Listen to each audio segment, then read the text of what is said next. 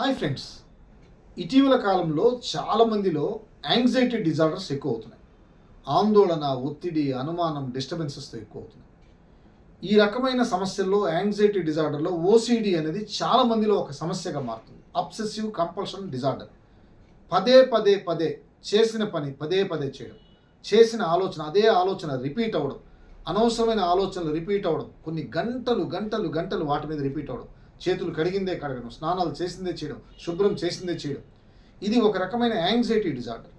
ఈ anxiety disorder నుంచి బయటపడడానికి అవకాశాలు ఉందంటే కరెక్ట్గా థెరపీస్, మైండ్ థెరపీసు, డైట్ సిస్టము, సిస్టమేటిక్గా అప్రోచెస్ కానీ చేస్తే దీంట్లోంచి బయటపడడానికి అవకాశం ఉంది.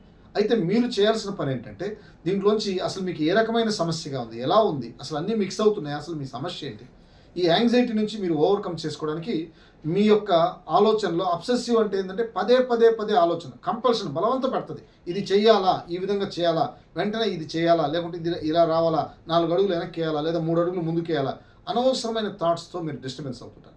దీనికి కాగ్నిటివ్ బిహేవియర్ థెరపీ అని, హిప్నోథెరపీ అని, ఎన్ఎల్పి అని, అదేవిధంగా వచ్చేసరికి డైట్, ఇవన్నీ మీకు చక్కగా హెల్ప్ అవుతాయి. Thank you.